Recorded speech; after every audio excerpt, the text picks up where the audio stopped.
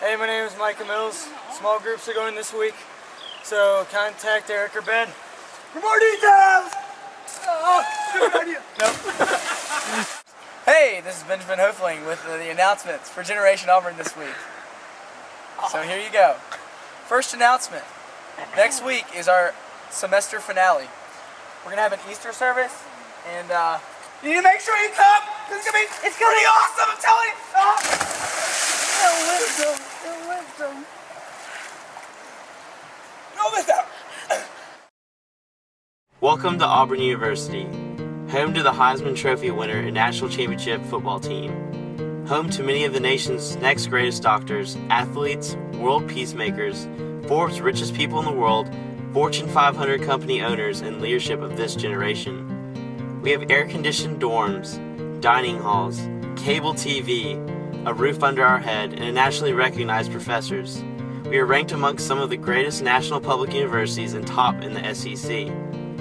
Memories of Toomer's Corners, lots of mama's love from Mama G's and nachos until the bottom of your stomach can fit no more, and a beautiful campus with the brand new dorms that don't require playing mousetrap and calling the Ghostbusters because they're so old. We have so much to be thankful for, so much to be blessed, an amazing campus. Auburn University surely is the best, but sometimes we forget just how blessed we are. As I said in the intro, I feel like so many of us forget the blessings we have. We go to such an awesome campus, yet sometimes we're just so aimlessly living. We aimlessly get up in the mornings, we sleep in till 2 o'clock in the afternoon, we stay up till 2 a.m., and we so much forget the awesome blessings that we have because we're so focused on that. And just like we aimlessly walk around, there was a time in the Bible where even Jesus was aimlessly wandering around. In Matthew chapter 4, Jesus was called into the desert by the Spirit for many, many days, and he was left alone with no food and no water. Starting at verse 8, it says, "Again, the devil took him to a very high mountain and showed him all the kingdoms of the world and their splendor. All this I will give to you," he said, "if you will bow down and worship me."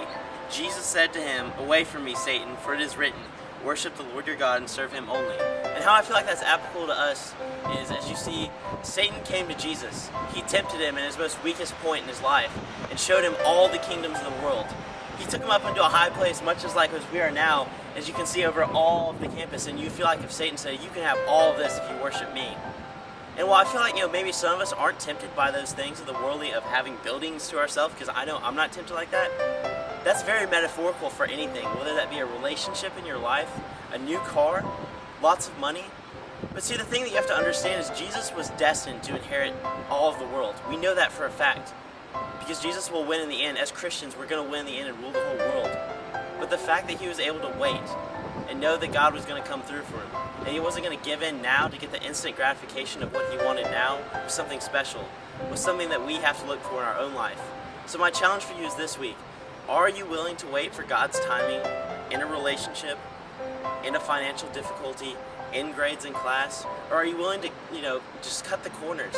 Do things that you're not willing to do. Say things to people to make them mad, to get that person to get your attention.